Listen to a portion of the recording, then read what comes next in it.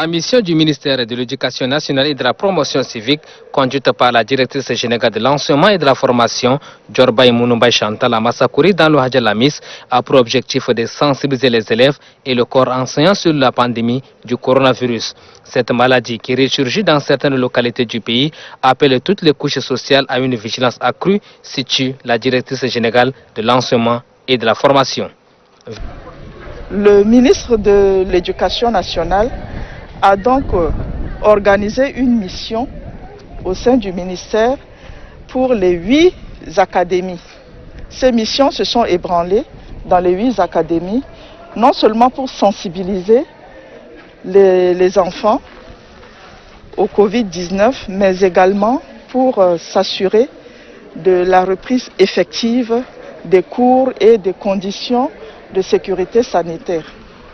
Nous sommes donc venus ici, c'est dans ce cadre, et nous venons avec une modeste contribution de 6 856 cache-nez et de 2 889 affiches de sensibilisation et d'information à mettre à la disposition de la population scolaire. La venue de la délégation du secteur de l'éducation réjouit à plus d'un titre le secrétaire général de la province de Hadjalamis. Au nom du gouverneur, il invite les élèves à l'application stricte des mesures barrières. Dago Yahouba est désormais le gouverneur de la province du Guéra. Celui-ci remplace Paul Baïnodoum Gartelbaï, le gouverneur sortant.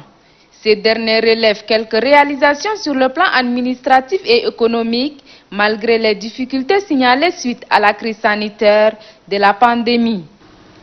M'adressant à mes collaborateurs à tous les niveaux, je leur adresse tous mes remerciements pour leur abnégation et sens de responsabilité qui ont été déterminants pour réussir de mes fonctions dans cette province. Je leur demande solennellement de poursuivre cette loyauté et cette franche collaboration avec mon successeur afin de l'aider à réussir au mieux la mission qui lui est assignée. Gundul Vikama, directeur général du ministère de l'administration du territoire et des collectivités autonomes, définit le gouverneur entrant à Dago Yahouba comme un homme d'expérience, suffisamment informé et mieux averti du fait de ses multiples fonctions, assuré sur le plan national et surtout qu'il était gouverneur de la ville d'Njamena, gouverneur du Logone occidental et actuellement gouverneur de la province du Guéra. Le maréchal du Tchad, Idriss Déby Itno, président de la République, chef de l'État, chef du gouvernement, a décidé par décret numéro 1525 de nommer messieurs Adago Yacoub, que j'ai l'honneur de vous présenter ici, gouverneur de la province du Guéra. Au nom du ministre de l'administration du territoire, je vous installe officiellement gouverneur de la province du Guéra et vous renvoie à l'exercice de vos fonctions. Des orientations et des consignes lui sont assignées. Question de prendre sa responsabilité en tant que nouveau gouverneur de la province du Guéra. Adago Yahouba s'engage à œuvrer positivement dans l'exercice de ses fonctions. C'est pour moi un réel plaisir d'être aujourd'hui au Guéra, une grande province de par son histoire, sa géographie, sa culture et surtout le dynamisme de sa population, ses richesses agricoles, pastorales et forestières. Je m'engage à ne pas trahir cette confiance, ni décevoir la population du Guéra.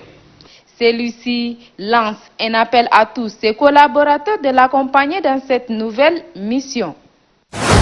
C'est un montant de l'ordre de 68 500 000 francs CFA de crédit qui a été octroyé à 48 promotrices et promoteurs de la province du Moyen-Chari. Les projets porteurs de ces jeunes concernent plusieurs secteurs d'activité, à savoir la pâtisserie, l'hôtellerie, les cultures maraîchères, la transformation des produits viviers, le salon de coiffure, la briqueterie, le moulin à mil et la décortiqueuse. Le directeur général de l'Office national pour la promotion de l'emploi, ONAPE, Sadiq Brahim Diko, a souligné que la mission première de l'ONAPE est de lutter efficacement contre le chômage et le sous-emploi. Car pour lui, depuis l'apparition de la Covid-19 au Tchad, le chômage des jeunes gagne du terrain et cela devient plus intense. C'est pourquoi, a-t-il ajouté, la jeunesse occupe une place de choix dans la politique du gouvernement et ses partenaires techniques et financiers qui, sous la clairvoyance du président de la République, le maréchal du Tchad Idriss Déby Itno, font que des actions allant dans le sens du développement, tant culturel, social, physique, intellectuel et économique de cette couche ne cessent de se multiplier. Nous sommes sûrs et certains qu'avec ces financements, vous avez obtenu une formidable opportunité pour réaliser vos rêves. Je voudrais vous rassurer qu'à partir d'aujourd'hui, l'Office national pour la promotion de l'emploi payera ses promoteurs du crédit auto-emploi sur place. C'est fini le déplacement vers N'Djamena. Le bureau pour la promotion de l'emploi de SAR est à la disposition de tous nos partenaires du Moyen-Chari. Remettant le chèque aux promotrices et promoteurs, le secrétaire général de la province du Moyen-Chari, Kele Younous Mahamat, a d'abord félicité et encouragé les heureux bénéficiaires de bien gérer ce crédit. Puis, il leur a demandé de penser au remboursement. Kele Younous Mahamat a remercié le président de la République, le maréchal du Tchad, Idriss Déby Itno, qui, soucieux de cette jeunesse, œuvre pour sa promotion en tant qu'actrice incontournable dans toutes les politiques sectorielles de développement. Considérée comme le bastion du mouvement patriotique du salut, la province de Hadjer Lamis est la deuxième après celle du Mayo-Kébi-Est à recevoir la visite des membres du bureau Bamina Assas du MPS. Cette visite, qui s'inscrit dans le cadre de ses œuvres de bienfaisance, a permis aux baministres de mettre à la disposition des couches vulnérables de la ville de Massaguet des vivres et non-vivres au nom du maréchal Idriss Déby Itno, président de la République. Un geste qui, selon les donateurs, vise à soulager un tant soit peu la souffrance de ces personnes nécessiteuses en cette période de crise sanitaire liée au Covid-19. Il faut dire que le bureau Bamina, créé à Mena, c'est un bureau d'avant-garde. Ça veut dire que dans ce bureau-là, tous les gens qui au départ avaient contribué à faire que le MPS puisse se réaliser, se déployer et se rendre maîtresse de la situation en chassant la dictature là, se trouvaient dans ce bureau. Le rapprochement avec les masses, ça rejoint les fondamentaux du MPS. Le MPS est un parti de masse. Il ne faut pas qu'il dévie de cette trajectoire essentielle et fondamentale de son action. Et en venant ici, le bureau de Bamina confirme son rapprochement avec la masse. Dans le même sillage, un forage a été inauguré au profit de cette catégorie de la population qui a de la peine à s'approvisionner en eau potable. Très honorés du choix porté sur leur localité, les différents responsables ont exprimé toute leur gratitude aux bienfaiseurs et rassurent ces derniers que ces vivres seront répartis équitablement aux illustres destinataires. Le secrétaire général de la province du Mandoul a présidé la cérémonie de remise officielle de dons offerts par la Fondation Grand Cœur aux personnes vulnérables de la commune de Koumra. Il s'agit de 150 cartons de confiture de date, remettant symboliquement un carton au secrétaire général de la province du Mandoul, lequel carton a été remis à l'un des chefs de quartier de la commune de Koumra.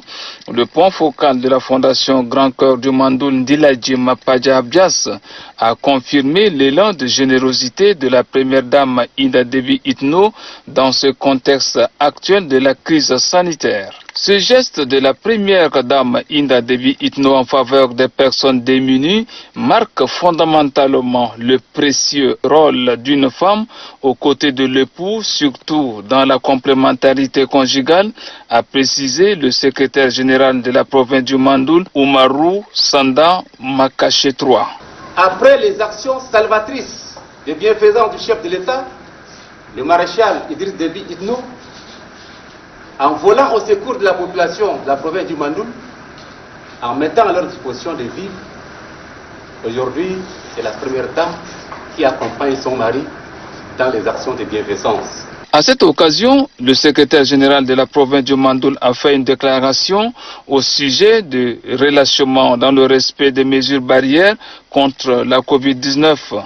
Malgré ces mesures sanitaires prises et l'investissement des moyens colossaux impliquant toutes les sensibilités afin de réduire considérablement le risque de la contamination de l'ennemi commun Covid-19, l'on constate en ces derniers temps un relâchement dans le respect des gestes barrières. La deuxième personnalité provinciale du Mandoul, Oumarou Sanda Makache III, d'instruire fermement les leaders religieux, chefs d'établissement scolaire, les autorités administratives à tous les niveaux, d'intensifier les séances de sensibilisation dans leurs circonscriptions administratives respectives, car l'invisible, l'ennemi commun, ne nous a pas complètement quittés. Vigilance, mais sans panique.